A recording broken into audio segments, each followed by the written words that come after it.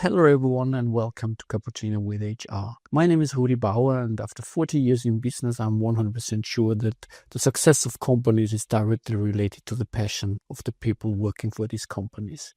With the Cappuccino of HR, we created a format where we really invite people. It's HR leaders, it's recruiters, it's talent acquisition guys, and we're talking about all the different kind of topics. And the range is going from AI, of course, to new work, to leadership, and all the challenges along the way.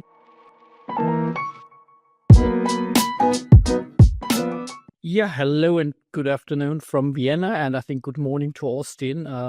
Welcome to a new episode of Cappuccino with HR. And today I have a guest who is really far away from Vienna. He's located in Austin, Texas, and I think it's 10 in the morning. It's a pleasure to have you here, Alex. Alex, thank you very much for taking your time. Thank you for making it possible to talk to you. And today we are really talking about a topic which I really love to talk, and I think it's one of my favorite topics since many years because I think it's a really important issue. It's employer branding. So welcome, Alex, and may I ask you to introduce probably yourself in a few sentences? Yeah. First and foremost, thanks for having me. Alex Her, as you mentioned, I've been employer branding about almost 8 years, and currently co-founder of a Discord-only community called the EB Space with a good friend out of the UK. I've had a chance to do employer branding across over 50 plus countries globally. So just an honor to be here and to chat with you today. It always starts with the same question, as it's called Cappuccino with HR. I think the first question needs to be, Alex, what is your favorite coffee? I love having my espresso straight up. I'm older in age now, so I want to minimize my calories. I think the whipped cream and everything is great. That's always such an American thing, but I like getting straight to it. Few ounces, call it good, move on. So the short version of the coffee, yeah. Exactly. Yeah. I mean, as you mentioned, and I mean, it's quite interesting, as you mentioned, I'm not 100% sure when employer branding showed up as a buzzword the first time, but probably you were there from the very beginning. And what do you think has changed? I mean, if I remember when I was working at Stepstone at this time, so employer branding showed up on every conference. Everybody was talking about employer branding, the new buzzword. And then I really was monitoring it because I found it quite interesting, and I was monitoring and watching it. And I remember, I think it was 2018 or 2019, I took the time between Christmas and the 6th of January to go through all the homepages and web pages and YouTube channels to watch employer branding videos. And it was shocking reality. They were all a kind of a copy paste thingy. Yeah. What is your take on that? How did it start at this time? What was the basic idea, and how far are we now in the process? If you look onto it from time point right now. Yeah. Well, I would say I have not been there since the beginning. That's actually Simon Barr out of the UK. I believe he coined the term back in 1998. Could be a little bit before that.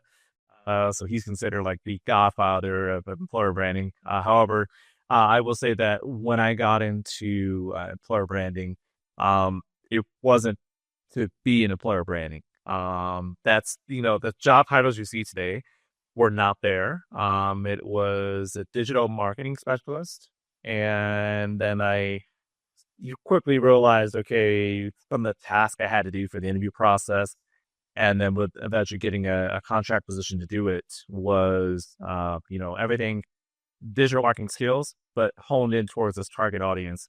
But I will say where it has changed tremendously has been it's moved into more of a must-have and a truly valued part of the business. And I think we're having deeper conversations now than before. And I'm not saying it still doesn't happen now, right? But I think it's matured.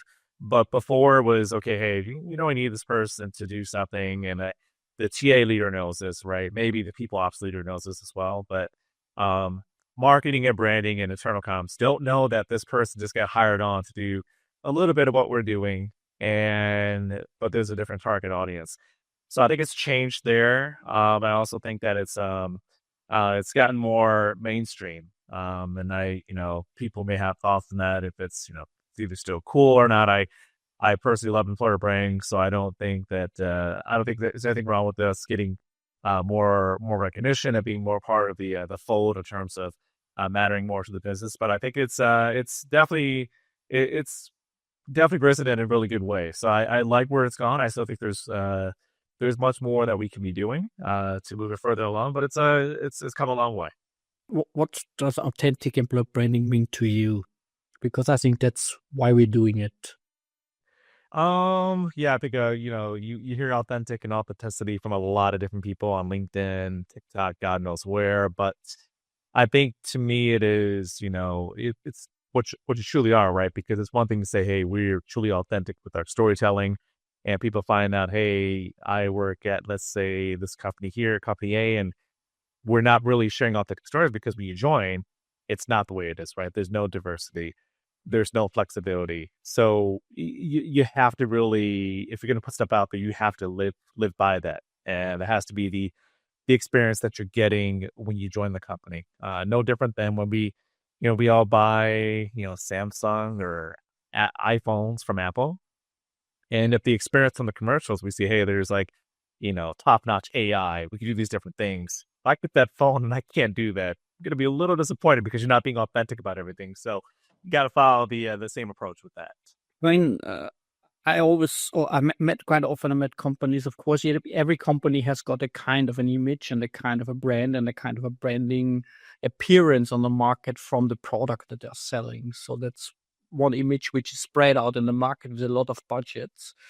And then you have this kind of branding which you probably, or the brand that you are showing and having, if it then comes to employees, and that needs not to fit together. I mean, because there's companies, they are probably known for many years, and on one hand they are stable and they give you a kind of trust and security. On the other hand, they want to show up as very modern because they're looking for software developers, for example. So how should companies manage that? Manage how they can be different than the more mainstream companies. Yeah, because no, not mainstream companies, but if you have two different kind of images which you need to communicate, because you have got a product image and a product brand, and you've got a kind Yeah. of an employer brand, and it needs not to be the same. Yeah, I think and so you do run into that issue, and I still think the titans such as like Google and Apple, personally don't think they've done a good job of differentiating what their employer brand is because they're so tied into the consumer brand. But then on the other side, you have where a lot of us work at companies where they're not known for the consumer brand, right? So you're trying hard to really level up the employer brand. But what I want to think is, and what I say about that is, you have to really look at what makes you different, right? So, kind of, it's great if you have something to work off of on the consumer side, but in some cases you just don't. But what are you providing to your target audience, which is job seekers, and what's going to make you stand out, right? Like, a lot has changed, gosh, over the last just even a couple of months, specifically here in the U.S., right? So it's what are you going to do that's a little bit different because you have to stand out from the crowd. You can't be like everyone else. Really define what makes you different. And I'm gonna, we'll always keep hitting home at that. But I think that, because I work full time at GoDaddy, right? We're not Apple, we're not Google, we're not Spotify, but we can only be who we are, right? So people know what we do on the consumer side, but I have to look at, okay, what do we have? We have employee resource groups, we have work from home abilities, which a lot of companies don't have anymore. We're global, which some companies have gone with a different approach. Those are things that make us different. I have to really hone in on that and double down on things that matter to us internally, but also should matter to future employees. Hmm. And isn't it then? I sometimes got the impression in previous years when I was talking to companies that they were a little bit frustrated because it sounded a little bit like David against Goliath. So there's the big brands that are really known. Everybody wants to work for them because they are so cool. And on the other hand, you are these little tiny companies somewhere with a lot of benefits, probably, but not the material point of view, but probably offering a kind of trust. You're offering appreciation. You're offering a kind of job security, probably as well. But you're not taken serious because you are not this big brand. And I met some companies and they were really frustrated in building up the employer brand because they say, okay, it doesn't anyhow make any sense because we can't survive. How do you see that? To me, that's a fun challenge. I would rather work for, a company that is mid-sized to small, that they're not as well known, and they have to find that way to engage with their audience. Yes, because it's not fun if you're you have people like funneling in nonstop, right? There's very little work that someone like me can, like, I look at the problem at hand. Like, if there's a problem for me to solve, great, I'm about that. I'll think the big companies struggle in that area because they have tons of people funneling in. But I think the challenge of really, and I think it puts you to the test. Like, what makes you different? How are you going to stand out and compete against the other, like you said, the be a David and compete against the Goliaths, right? And and then, it's not for everybody though, because that's, I think you have to look at that as well as, like, you know, it's going to be tough if you're at a smaller company to go in and poach somebody, say from Amazon, from Apple, because there's people who either they love working for the big financial companies, tech companies, because yeah, it looks great on their CV, on their LinkedIn. But then if you're looking for something where, okay, you're truly a build mode first, you're trying to build something that, hasn't been there before, trying to grow a company, you really can't do that, right? That's a challenge that those bigger companies can't give you because they're kind of solidified, right? They're going to do some different things here and there, but they're not, I wouldn't say they're very big on risk taking because they're very established versus a smaller startup or mid-sized company where, okay, hey, they know they need to do something different. That presents the ultimate challenge for you. And then how do you convey that message to candidates and really getting everything out there? I think that to me, it's more appealing going that route instead. Mhm. I mean, we got the same kind of impression because we are doing a big survey, developer survey every year. And throughout the last couple of years, we found out that the needs from the developer's point of view have totally changed. So they were looking for kind of the big companies, the big brands, the big salaries a couple of years ago. So this was more or less set on the market. So if you were not one of the big players, the big brands, big tech stacks, or the big salaries, it was very difficult to find the talents. In the meantime, through the economic situation, through many, many factors, I think well-being has become an important issue. Diversity, inclusion has become an important issues. And my personal opinion is, and I call it always, it's a new kind of fairness which comes into the market because it gives small companies really the chance to really present them in a really, really nice way because I think they are much more flexible in being diverse. They're much more flexible in being inclusive, and I think they could definitely do a lot for their employees compared to the big ones, which definitely need to change the whole political internal situation and strategy and departments. And uh, how do you see that? So I mean, we just so happen to be going through that here in the States at the moment, where you have a lot of big companies who they're pulling back from diversity efforts and, like you said, well-being and flexibility. Well, I think for us with my full-time job at GoDaddy, it's one of the that gives us a chance, right? Because we probably had it. We it was I can say it's not always the easiest job to compete against the bigger companies, but now that they're pulling back in diversity, they're really, in my opinion, kind of showing their true colors, and that's where our opportunity is. Hey, listen, we've been about this from day one. We know this is what we're about internally. We're going to share that externally. We were doing that before, diversity became a cool thing to other companies. And now that they've backed away from that, we're going to double down on this. We're going to show you more of what we're about. And I think that is a huge opportunity. But it's something that, we're not only facing, a lot of other companies who have, U.S. locations who are dealing with what we currently have with our, federal leadership is going through that. And we're not the only one dealing with that, but I think everyone is dealing with it in each, in a unique way, however they want to handle that. But with us, we're going to keep focusing on diversity and flexibility. Mm. I mean, your what you said, we have been that from the first day on, brings me to my next question. How can companies ensure their employer brand aligns with the whole employee experience throughout the whole Yeah. candidate journey? Yeah, I think, well, you can ensure that it aligns with that if it's, it's working like step by step, lock and step with each other, right? Like it has to complement each other because I think where it can go wrong is if someone is assuming, hey, the employer brand is simply just either all internal, all external, and it doesn't, have a tie-in to the candidate experience. That's not the way it is. I mean, it could just be, there's a few things where like you're kind of working in the same swim lanes, if you want to look at it that way. With either if it's your TA team that's handling the candidate experience, or if you have a specific candidate experience team like we do here at GoDaddy, then that's where you're saying, okay, hey, let us know what your focus is. How can employer brand come in, and can we help out with assets, or can we maybe give you some of our tech to assist you? I think there should be ongoing conversations with that team or that individual who is running that to make it work. Just make it provide the best experience possible for your candidates, because it's a huge miss if you're doing all these great videos and stuff, and well, we kind of get lost in that world here with employer branding. We're doing all these great social posts, stuff on TikTok and shorts, but then the candidate experience is, not the best. It's a huge miss there. Mm. How do you deal as a company if I really have an ugly office?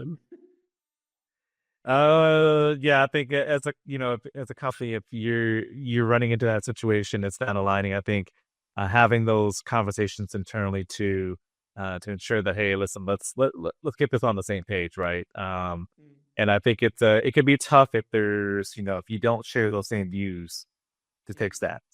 Mm. And I mean, as I think normally employer branding probably starts also in a management board in a company. The discussion starts there, and then there's some assumptions of how candidates see the company, and how they probably see the image of this company. What is your take on first the process itself to really develop this EVP probably, and then the second thing is how to implement a decent feedback process, because as is a process, I think you're really you need feedback from different kind of people seeing that, probably external or internal. And the third one is I think that I, I I recognize that the best employer branding messengers for you are normally your own employees. So using them as brand ambassadors or brand advocates. What do you recommend there? So I would say first with the EVP, I think it's a dream scenario for anyone who's in this amazing field, right? But I think you have to consider if you can even do it, because the ideal situation is you get an EVP, and then ideally, like you said, getting feedback from different teammates. You don't just want to get feedback from recruiters, because we're all stuck inside of TA as well as employer branding, depending if that's how your setup is. But then, okay, you're servicing your stakeholders, so you need feedback from sales, engineering, marketing, all these different departments, because that matters. That's going to make your EVP truly relevant and inclusive of everyone who works there. There's just times where, and I've thought about this quite a bit lately. It's like, yeah, the EVP is great, but is it needed sometimes? Because things are working well, and you can play off of what is, currently there at the moment. Because if you don't have the time to truly build that out, do the proper interviews, and you have something that's working at the moment, can you work with that? Can you adapt to that situation? I think that's something that I don't think we consider enough, because we're always trying to just go in there and revamp everything. And there's times where it's maybe not needed. Mhm. Mhm. And what do you think about using your own employees as kind of ambassadors, I'm a huge advocates? fan of that. Yeah, I think it's a must, because to me it is it's clearly not entry level employer branding. It is much on a much more mature level, in my opinion. And it's where, okay, people have bought into that. You've identified people who are, they're already natural ambassadors on their own, and how can you, set them up for success, right? And I think it is a true testament that, okay, your employer brand is working because you get people who are on their own, got their own free time, sharing stuff that they've either created on their own or in cohesion with you, or you've curated created content for them to share on their own socials, and you're growing that program. Because from there, what you can do is, okay, you have people share content. It's amplifying what you've created on social or on a blog, and then when you take it to a much higher level, have people do that. I mean, then you can get into deep into the weeds of, all right, we have ambassadors doing this. It's taken away. We don't need to rely on these external partners who were supposed to help us out with employer branding because, hey, we're getting it from our number one source, our people who work here, who we employ.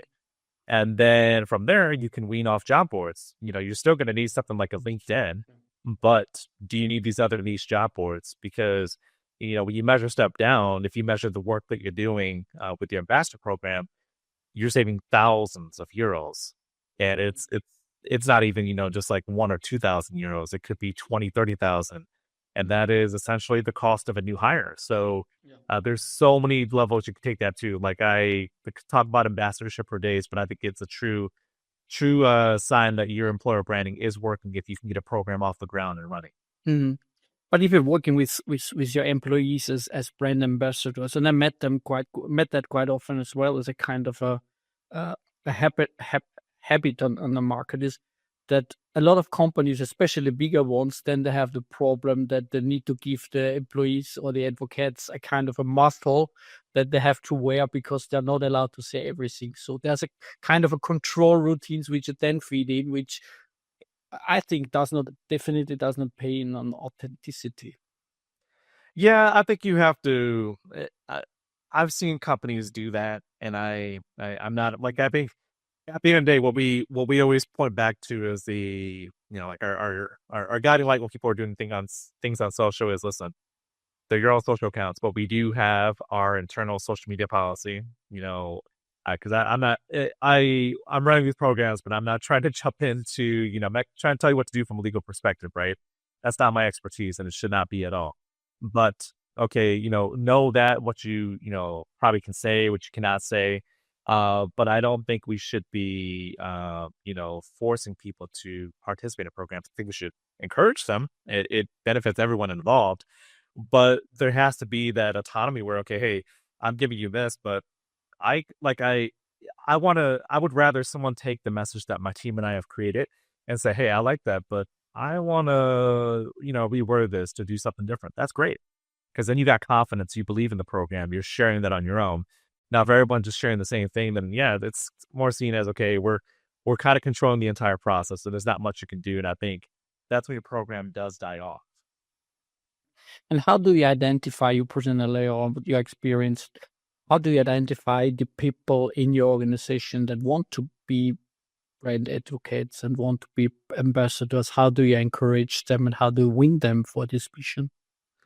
I think honestly, just taking a quick stroll down LinkedIn. I mean, one, it when you if you're at this point, you should have already connected with a lot of people at your company on LinkedIn or any other social platform, but specifically for LinkedIn, see if they're sharing stuff because they're likely the people who, without being, prompted with any sort of rewards or gamification, they're sharing jobs on their own. They're already excited. They're showing that they're natural ambassadors. They're sharing either some press releases, blogs, jobs, and those are people who I'm adding to my list to reach out to say, hey, listen, I love what you're doing there. Can I amplify that? Can we have you join this program? That's typically how any program that I start from the ground up works because you want to like I always find myself in TA, so I know I can rely on my recruiters, right? So I can get them to help me out.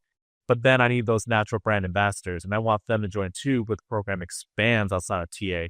But I think looking there, if not even just on LinkedIn, like TikTok or Instagram, you'll see what people who are just they're natural storytellers and natural ambassadors. They have a way of doing things, and you'd want to you want to work with them, but not to change their habits or curate or like twist it up in any way. That's not what you're looking to do. You're looking to enable them, if anything. Hmm. And do you think that average leadership teams all over the planet are ready for that? Uh, from the mindset point of view, and because that means a kind of I give you a kind of trust and freedom from the very beginning. Because I think some managers have not even been on TikTok, so they don't even know how to install the apps. I think it's a case by case basis, right? Because you and I think it's phenomenal. We understand that, but there's hiring managers who one have never been on TikTok or any other form of social media, and they honestly probably have a LinkedIn, but they don't use it. It's an untapped opportunity. So I think if you have, higher managers and leaders who understand that, I think it makes the job easier, to be honest. But if they don't, it's a fun challenge to work with them, and I think it will be a challenge because you can't just come in and say, "Hey, this is why you should do it." Well, they're lacking knowledge there. So there is an education piece where you got to teach them why it matters, what it can do for them, and a lot of hand holding in the process. But I think ultimately the results you'll see after that are going to be worth it. Mhm. And I mean, if companies start building that up, how do you what do you think about the idea of putting together? I met that in some organizations, and they have done it either internally or even in a mixed version with internal and external people. They build up a kind of a peer group consisting of all the generations. So they had the kind of old white men and Mhm. on the other hand, till very youngsters from the street, and they really grabbed them and put them together in peer groups, and they worked on the kind of which channels should which messages should be put on which channels. Um, I think if you have a group that big, I mean, you can go that approach. But I think the now channel specifically, you think about like social channels like LinkedIn, TikTok. Yeah, I think it does matter because there's like even if you drop in X, formerly Twitter, there's a certain message that can go there, right? That is specific to that audience. It's very tech engineering based, but then it can only be under 280 characters, so that message needs to be rather quick.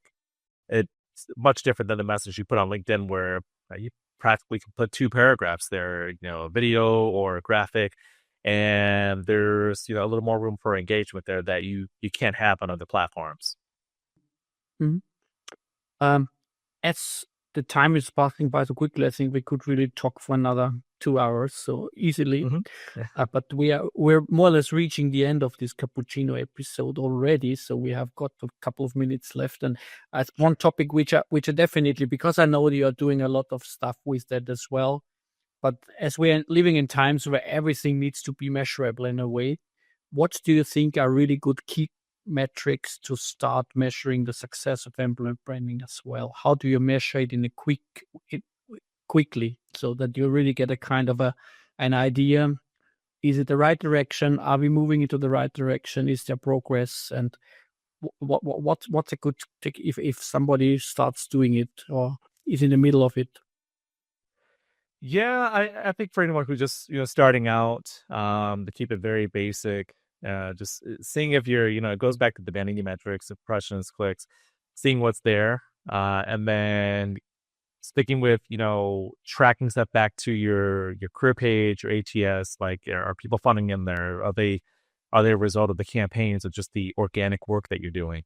I think also one thing that is people don't look enough into is Google Analytics, because it gives you everything for free. They don't charge anybody anything to use that.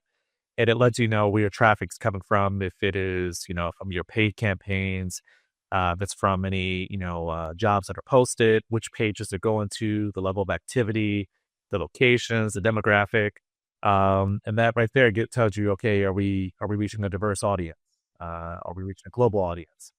And then on top of that, if you look at simply the organic traffic that are going to Google Analytics, are they going there? Like, if you're doing so much, even at that entry level, like if you're doing a lot of different employer branding work, whether it be some videos, a couple of social posts, if they're going out of their way to type in the address to your career page to go back and find you, that tells you something that they're interested, right? It may have taken a little bit of time, but they're finding something there of value to them, which is push them back to your career page.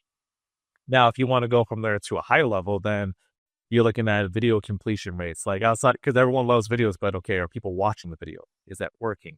are you actually, and then from there, are you reaching a true diverse audience?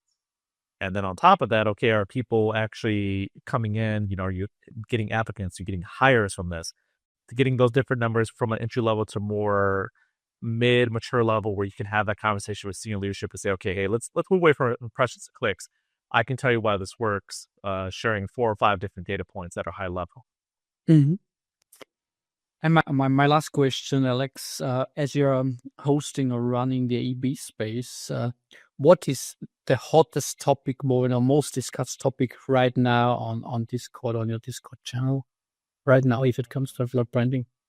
Yeah. I think it's definitely been on just the different. I would think I would want to. We do have a Chatham House rule, so like yeah, not going to dive into any of the ongoing threats or anything, but I think a high level, EVPs, do they do you need one? Do they truly matter? And then there's always the talk on different tech that's out there. Is it truly helpful? Is it making our jobs easier? Is it making it worse? And then I think the third one that is always top of mind is it's AI and different ways to use that, either to expand upon what we can do, or to make our jobs easier. Amazing. I think as we could definitely continue for another 1.5 or 2 hours. I mean, that's really cool at getting your insights. It was a pleasure having you in my Cappuccino with HR episode. And Thanks for having me. if people want to reach out to you, what's the best channel? Is it LinkedIn? Or Yeah, it's gonna be LinkedIn. You can find me there. And then if if you want to chat more on core branding offline, feel free to message me there. Happy to send over a Calendly link, and I do that quite a bit. I think it could always be anxious to chat with anybody. So I will hop on a Teams or Zoom call with anybody to talk shop. okay. Thank you very much, Alex, for taking your time. And to the audience, it was a pleasure having Alex in my show today. And I hope you enjoyed as much as I did. So stay tuned, and we hear each other quite soon with a new episode. Thank you very much. Thank you.